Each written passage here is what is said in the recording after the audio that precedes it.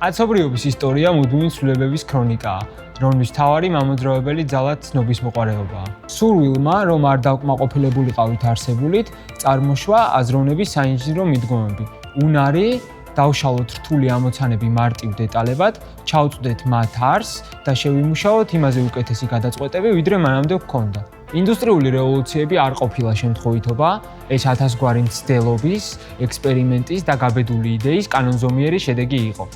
სწორედ ამ ევოლუციის თანამედროვე გამოვლინებაა რობოტიკა, ის უნიკალური სფერო, რომელიც ციფრული კოდის ფიზიკურ ქმედებას ბადებს.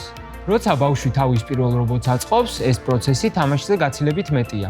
ამ დროს ის იყალიბებს ალგორითმულ აზროვნებას, იღრმავებს ტექნიკურ ცოდნას და იძენს იმ გამბედაობას, რომელიც აუცილებელია იდეის რეალობად ქცევისთვის.